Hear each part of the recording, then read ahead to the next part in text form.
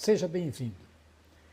No episódio de hoje desta série, O Saber Universal, a história do homem por meio de sua biografia, o nosso personagem será a Joana d'Arc, a donzela de Orleans, sempre gravado ao vivo daqui da Academia Lato Senso do Instituto de Capoeira e Filmes. Lembrando de que nenhum grande homem vive em vão. A história da humanidade não é mais do que a biografia dos grandes homens e das grandes mulheres. E eu sou Jonas Luiz da Silva, de Capoeira.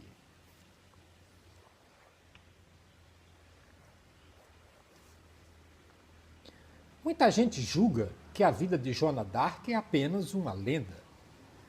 O poema heróico de uma humilde pastorinha que ouviu vozes sobrenaturais e, guiada por ela, salvou a pátria. Mas a realidade é que na vida desta jovem nada há de lenda. E Joana d'Arc era uma jovem muito real, uma simples camponesa da doce terra da França. Quando a donzela de Orleans foi para a guerra, arvorando o imortal pendão da flor de lis, a França não era sequer uma nação unificada.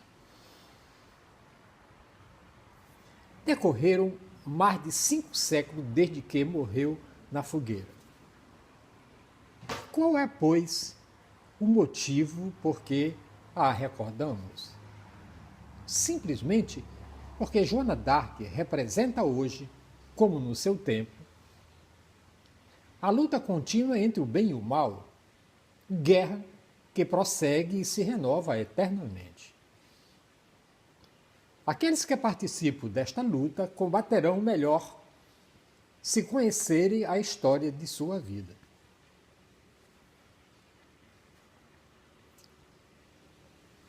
Joana d'Arc morreu sob a acusação de pecadora e herege e, no entanto, a posteridade venerou-a como um santa imortal, vencedora das forças do mal que a destruíram e como símbolo da verdade e da coragem.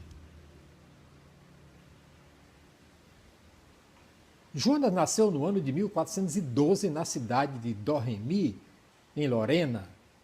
Naquele tempo, um furacão violento açoitava a França, cuja coroa e reis da Inglaterra reclamavam. Havia 3/4 de século que os dois países estavam empenhados numa guerra que viria a chamar-se Guerra dos 100 Anos. Grande parte do território francês estava sob o domínio do Duque de Borgonha, aliado dos ingleses. O resto do país era leal ao Delfim Carlos, herdeiro do trono francês que ainda não tinha sido coroado. Joana sentiu, desde pequeno, os efeitos do furacão. País distante da sua rústica casa estendia-se ao antigo caminho romano que cruzava o rio Mosa e pelo qual passavam bandos de homens armados ou de frades peregrinos que, ao fazerem uma curta paragem, falavam dos crimes e dos roubos que tinham presenciado e lamentavam a fraqueza do Delfim, que não tinha conseguido fazer da França uma nação unida. Aos 12 anos, Joana era uma menina devota, robusta e morena, a quem nada de notável tinha sucedido. Um dia, em que estava na horda do seu pai, viu-se envolta numa luz intensa e ouviu uma voz que lhe dirigia. Pôs-se de joelho, aterrada, pois compreendeu que era o arcanjo Gabriel, patrono do Delfim e muito venerado na França. O arcanjo não estava só, mas, segundo ela explicou mais tarde, empenhado de anjos celestes. Anunciou, mais tarde, Santa Catarina e Santa Margarida, que presenciariam o que ela devia dizer e recebia dela suas instruções. Pois era a vontade de Deus disse Joana. Nos 4 ou 5 anos que se seguiram, as santas falaram-lhe a miúde. Depois, quando Joana d'Arc contava já 16 anos, o arcanjo voltou a aparecer e disse-lhe que Deus ordenava que ela fosse ao auxílio do Delfim e levantasse o cerco de Orleans. A voz mandou que ela fosse ver Robert de Baudricourt, capitão da cidade de Vancouver, o qual lhe cederia soldados para desempenhar a sua missão. Sem dizer nada a seus pais, Joana dirigiu-se a Vancouver, lugar situado a uns 16 quilômetros de sua aldeia.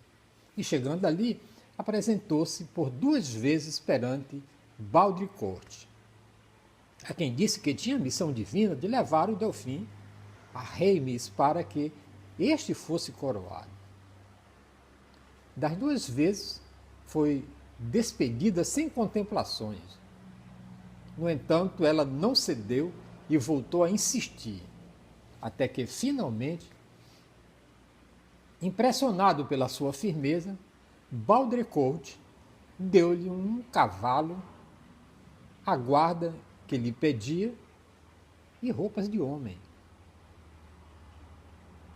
Joana mandou cortar os cabelos como usavam os homens da época. E ao ouvir uma voz que lhe disse: avança sem temor.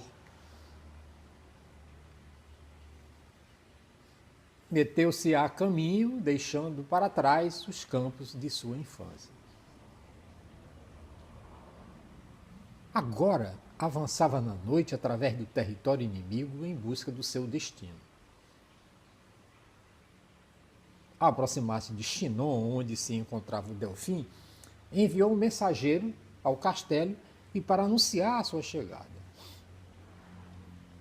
O Delfim Carlos, um jovem tímido e indeciso, recebeu-a, mas para confundi-la, recorreu a um estratagema. Quando a jovem camponesa entrou no salão de honra, magnificamente iluminado por tochas e cheios de cortesões, o Delfim estava escondido entre estes, modestamente vestido.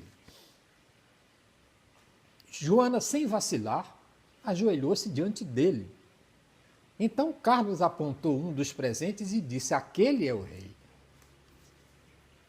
Joana não se deixou enganar e respondeu com suave energia: em nome de Deus, nobre príncipe, o rei sois vós e ninguém mais.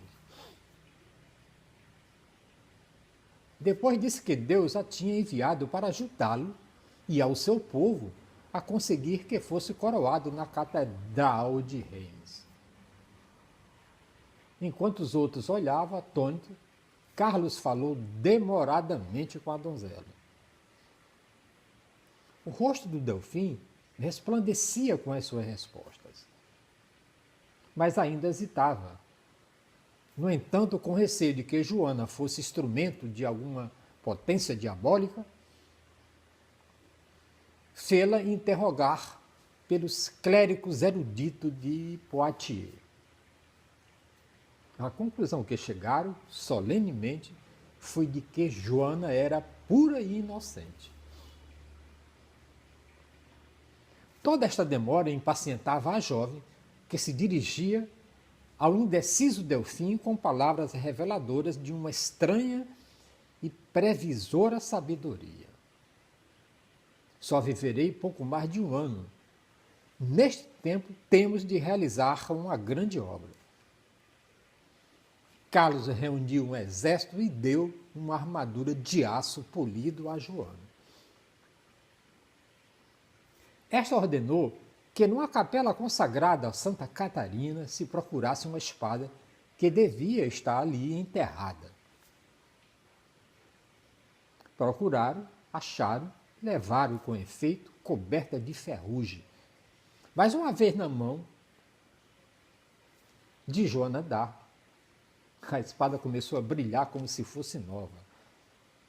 Depois mandou fazer um estandarte branco debruado a seda e salpicado de flores de lis, onde figurava uma imagem do Redentor com um anjo de cada lado e as palavras Jesus Maria. Avorando este pendão, a filha de Deus, como a chamou o arcanjo São Miguel, e pôs-se à frente de suas tropas. Orleans, praça decisiva na campanha, intentada pelos ingleses para abrir passagem para o Vale de Loire, estava sitiada havia 6 meses. Os invasores tinham construído uma dúzia de baluartes em volta da cidade. Um desses bastiões estava defendido por uma grande muralha de pedra de 9 metros de altura, reforçada com poderosas torres. Ao chegar diante deste, Joana ditou uma carta, ateou-a uma flecha, fez lançar-se por cima da muralha. Nela dizia: o Rei dos Céus envia-vos por mim, Joana, a donzela, ordem e aviso de que abandoneis os fortes e regresseis ao vosso país. Se não fizeste, lançarei contra vós um grito de guerra que será recordado eternamente.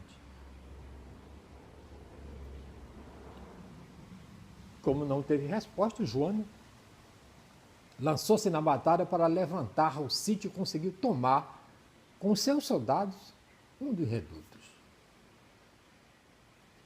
2 dias mais tarde, atacou a fortaleza principal, mas no momento em que trepava por uma escada apoiada no muro, uma flecha feriu-lhe no peito. Quando a retiraram do lugar, ela mesma arrancou a seta. As trompetas tocaram em retirada. Joana levantou-se e voltou a lançar-se ao ataque. Os soldados viram de novo o pendão ondear e sobre o campo de batalha e a voz da donzela de Orleans que gritava: a vitória é nossa. Seguiram-lhe na sua audaz corrida para o bastião, pelo qual trepou novamente, e pouco depois o baluarte caía em seu poder. Orleans estava salvo. A donzela atravessou as ruas entre o rapicar dos sinos. Só então deixou que lhe ligassem as feridas e tomou alimento, 5 fatias de pão molhado em vinho e água. Foi assim que uma menina de 17 anos deu coragem ao exército francês e mudou o curso da Guerra dos 100 Anos.